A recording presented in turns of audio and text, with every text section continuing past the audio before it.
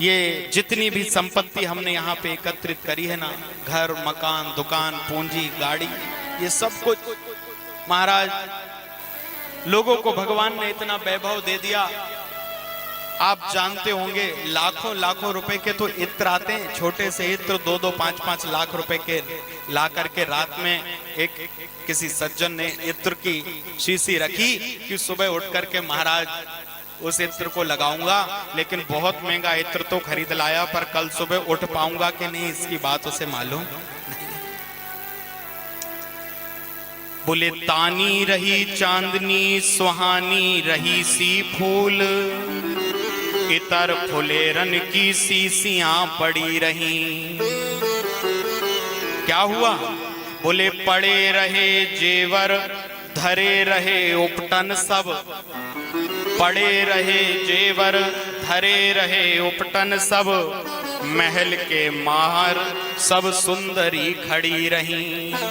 रात को इत्र रख करके सोया, बड़े महलों में रहने वाला है।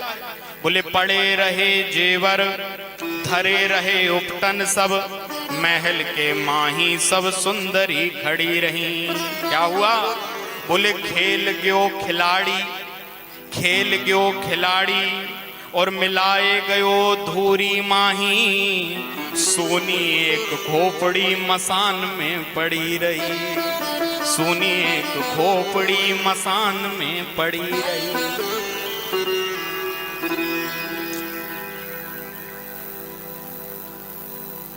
और दुनिया की सारी चीजें छोड़ दो, जिस शरीर के साथ में हो ना, ये शरीर भी साथ में जाने वाला नहीं।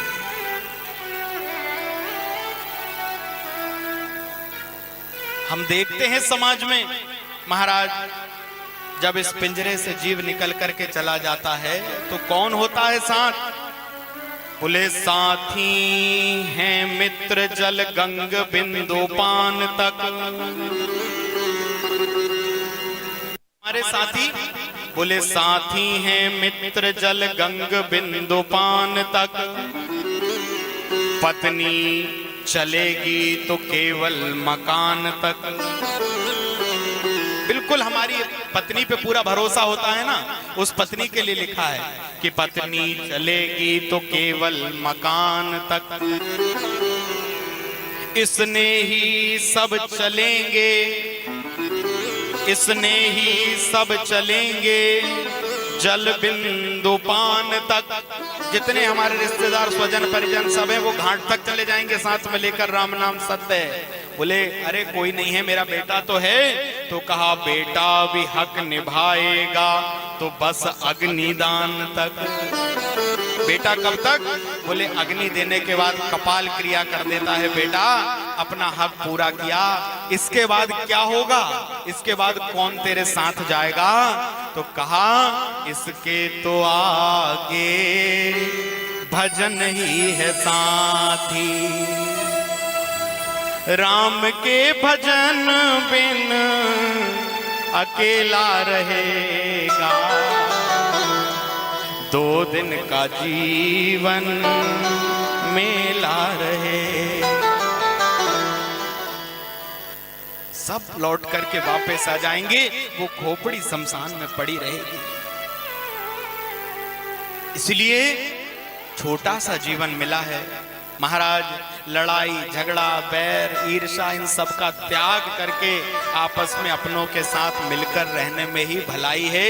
यदि हम ऐसे विचार लेकर जा रहे हैं तो कथा सुनना सार्थक है। बोलो नारायण भगवान की। शील चला गया हमारे अंदर से। क्या बोले अब सहन शक्ति नहीं बची।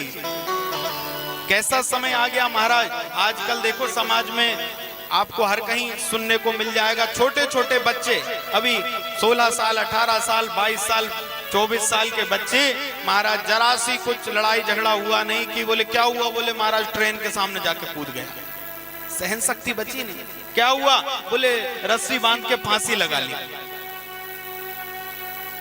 कहां चला गया समय महाराज। कैसी कैसी परीक्षाएं दी हैं।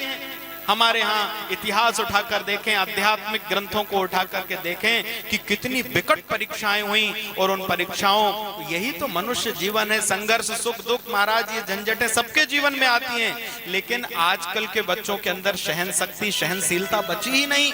क्यों? मुझे लगता है उसका सबसे बड़ा कारण यही है कि बच्चे अध्यात्म से विमुख हो गए हैं, धार्मिक ग्रंथों को पढ़ते नहीं, महापुरुषों की जीवनी को पढ़ते नहीं। ये सब तो उन्हें आडंबर, ढोंग और मजाक लगता है। और दुर्भाग्य की बात यह है कि हम भी अपने बच्चों को ये सिखा नहीं पा रहे हैं कि अध्यात्म का जीवन में होना कितना जरूरी है, मानस जीवन में क्यों जरूरी है, महाराज भागवत रामायण जीवन में क्यों जरूरी है। बोले विपरीत समय से निकलने के लिए यही हमारा मार्गदर्शन करती है, यही रास्ता बताती है। सहनशीलता नहीं बची हमारे अंदर।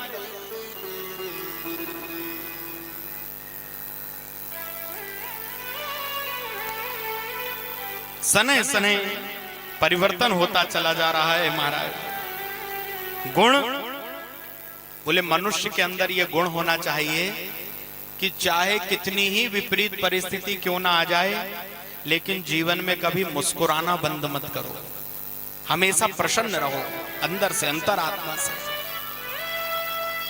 भगवान श्री कृष्ण के जीवन के जैसे दुख हमारे जीवन में नहीं आए होंगे। मामा की कारागृह में पैदा हुए, जिस मां के द्वारा जन्म हुआ कुछ ही मिनटों में उस मां से दूर हो गए। एक ने जन्म दिया, दूसरी ने पाला, जिसने पाला उसके पास भी ज्यादा दिन नहीं रहे, वहां से भी चले गए महाराज। छोटे से थे 6 दिन के कि पूतना मौसी जहर पिलाने आ गई। और पूरा जीवन देखो, ना जाने कितने राक्षसों को मारा, अग्नि में जलाया, नदी में डुबाया, सब कुछ हुआ।